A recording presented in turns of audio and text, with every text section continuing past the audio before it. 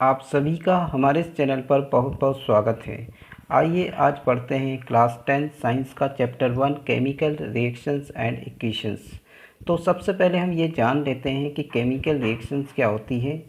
A chemical reaction is a process in which one or more substances are converted to one or more different substances. ठीक है, तो chemical reaction क्या होती है। एक chemical reaction एक प्रोसेस होती है जिसमें कि एक या एक से ज़्यादा सब्सटेंस जो होते हैं वो एक या एक से ज़्यादा डिफरेंट सब्सटेंस में कन्वर्ट होते हैं।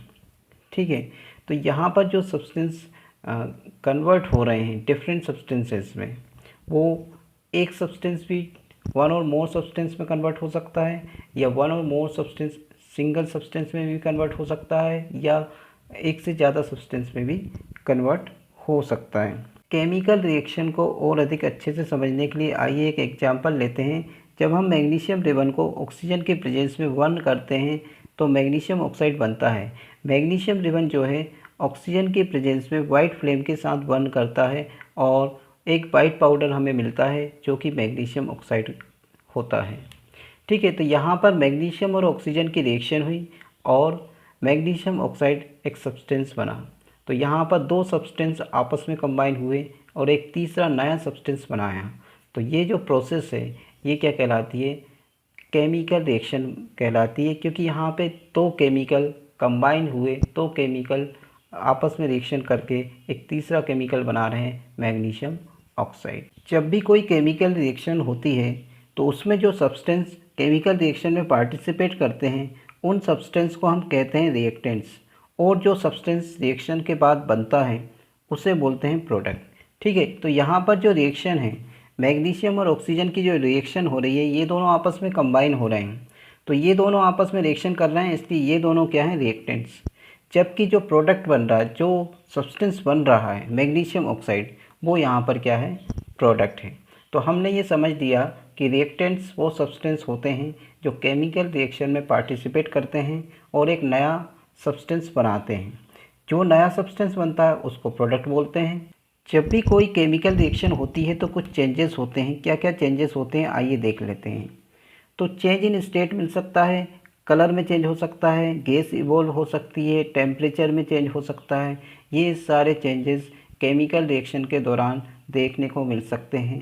किसी रिएक्शन में एक इनमें से एक चेंज या दो चेंज देखने को मिल सकते हैं, सारे चेंज भी देखने को मिल सकते हैं।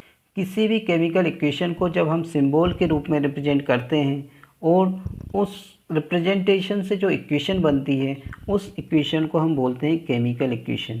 किसी भी केमिकल इक्वेशन में जो रिएक्टेंट्स होते हैं उनको लेफ़्ट साइड लिखा जाता है और जो प्रोडक्ट होता है उसको राइट साइड लिखा जाता है। बीच में एरो का साइन होता है।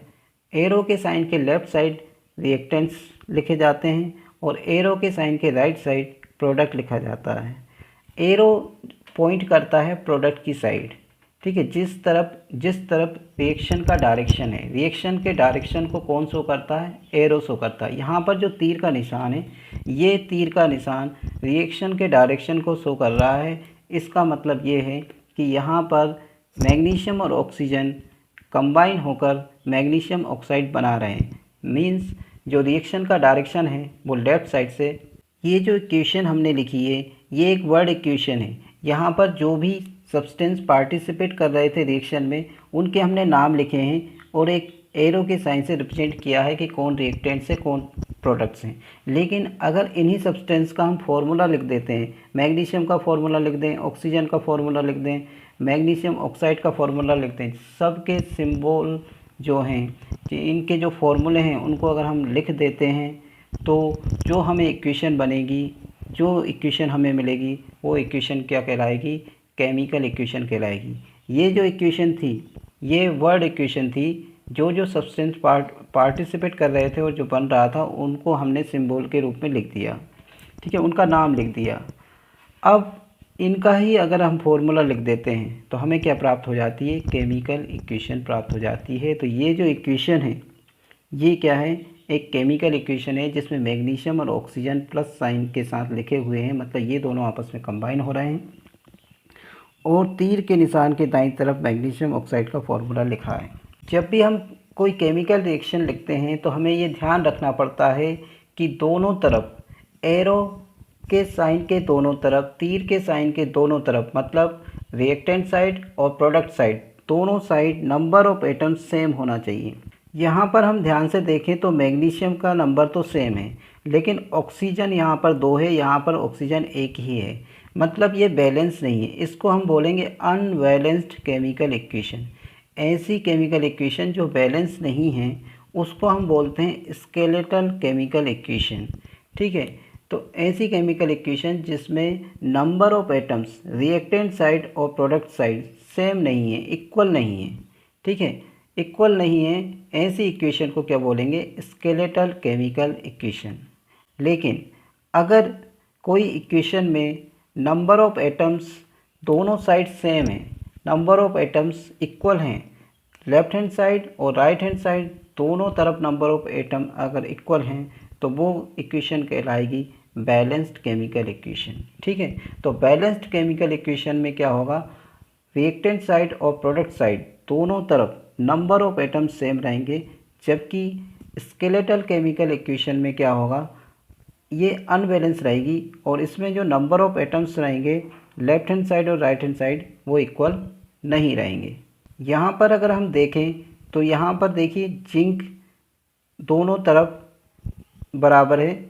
हाइड्रोजन की बात करें तो यहाँ पे 2 हाइड्रोजन के एटम है, राइट साइड भी 2 हाइड्रोजन के एटम हैं। सल्फ़र भी 1-1 एटम है और ऑक्सीजन के भी 4-4 एटम हैं। इसका मतलब है कि लेफ़्ट हैंड साइड और राइट हैंड साइड दोनों तरफ नंबर ऑफ एटम्स जो हैं वो सेम है। इसका मतलब ये हुआ कि ये एक बैलेंस्ड केमिकल इक्वेशन है।